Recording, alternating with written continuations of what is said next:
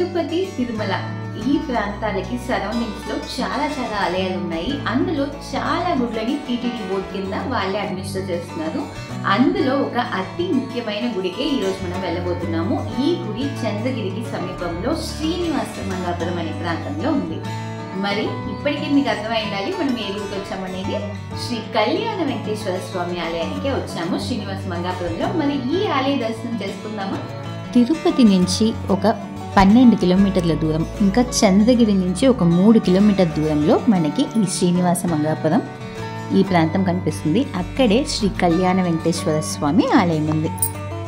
తిరుమల తిరుపతి కొండ మీద నుంచి ఈ గుడికి చూస్తే దాదాపు 29 కిలోమీటర్ల దూరం అయితే ఉంది.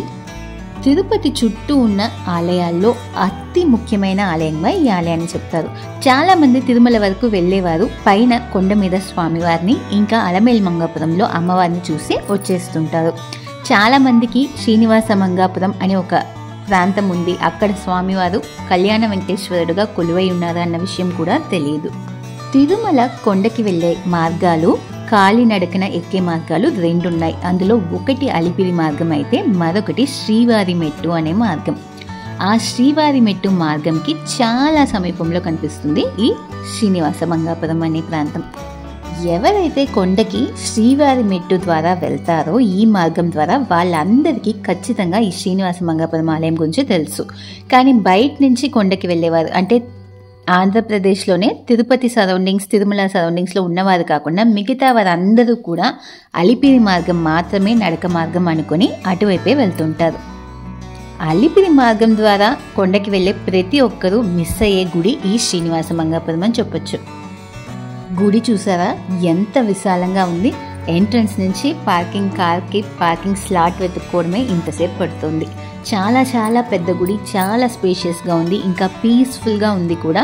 గుడిలో కొండ మీద ఉన్నట్టు క్రౌడ్ అలా లేకుండా చాలా తక్కువ మందే ఉన్నారు కూడా. దర్శనం కూడా ఇలా వెళ్తే అలా చూసుకుని వచ్చేయచ్చు.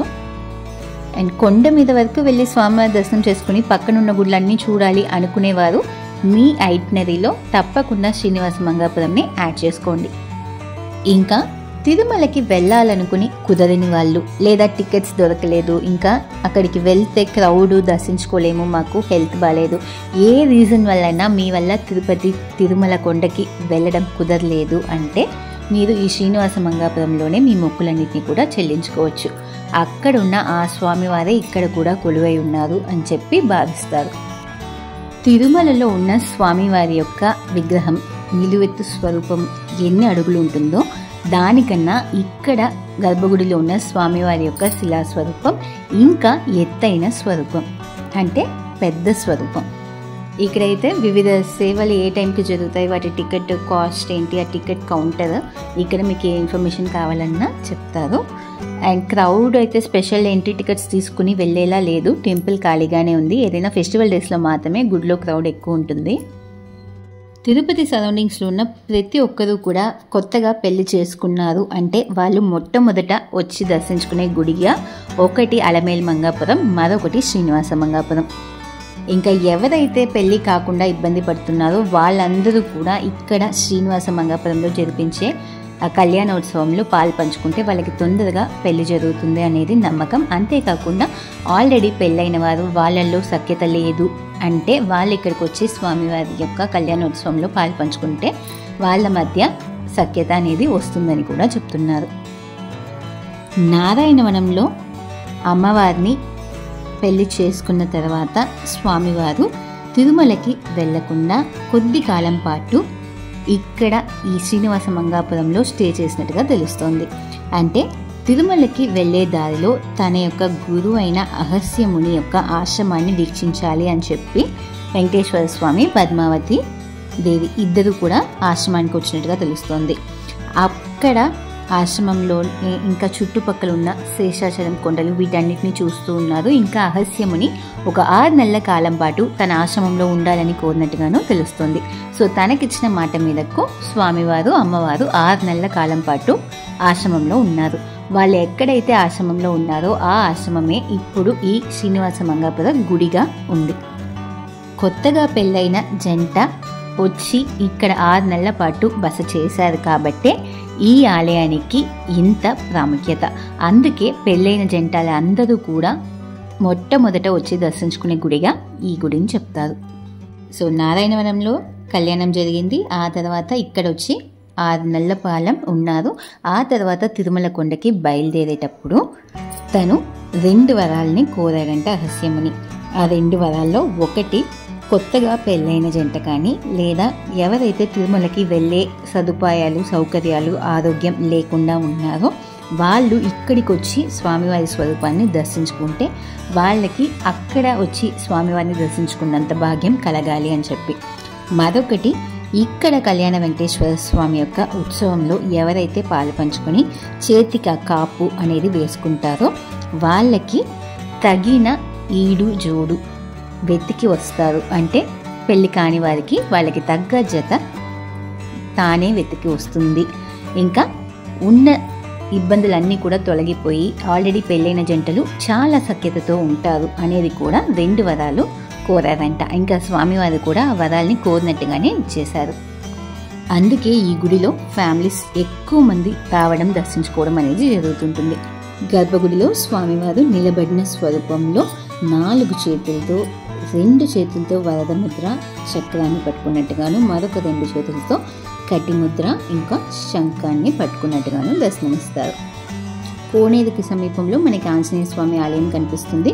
ఇంకా గుడి లోపలైతే ప్రాంగణాల్లో ఉప ఆలయాలుగా రాములవారు, రంగనాయకి అమ్మవారు, పద్మావతి అమ్మవారు, ఆండాళ్ళ అమ్మవారు వీళ్ళందరి స్వరూపాలు కూడా కనిపిస్తాయి.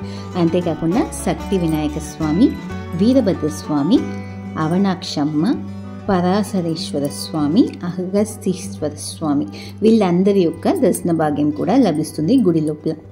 15వ శతాబ్దం కాలం నుంచే ఈ గుడి ఉన్నట్టుగా తెలుస్తోంది. అప్పుడు చాలా మంది భక్తులు తిరుమలకి వెళ్లే దారిలో ఈ ప్రాంతాన్ని కనుగొన్నట్టుగాను ఈ గుడిని కనుగొన్నట్టుగాను చెప్తున్నారు.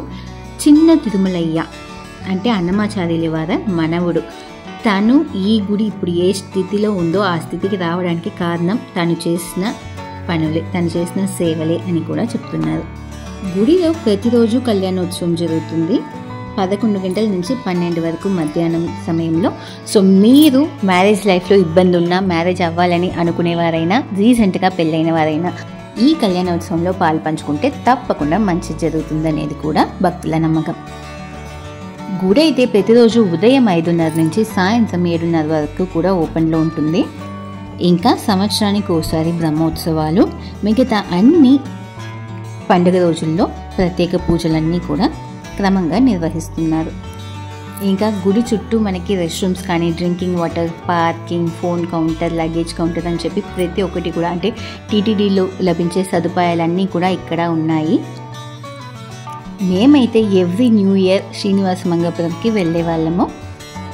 మరి మీరు ఎప్పుడైనా శ్రీనివాస మంగాపురం వెళ్ళారా, మీకు ఈ గుడి గురించి ఆల్రెడీ తెలుసా అన్నది కమెంట్ సెక్షన్లో తెలియచేయండి. లేదా ఈ గుడి గురించి మేము ఇది వరకు వినలేదు, ఇప్పుడు మీరు చెప్పారు కదా ఇక మీద తిరుపతి తిరుమల వెళ్ళినప్పుడు తప్పకుండా ఈ గుడికి వెళ్తామనేవారు కూడా తప్పకుండా కమెంట్ సెక్షన్లో తెలియచేయండి.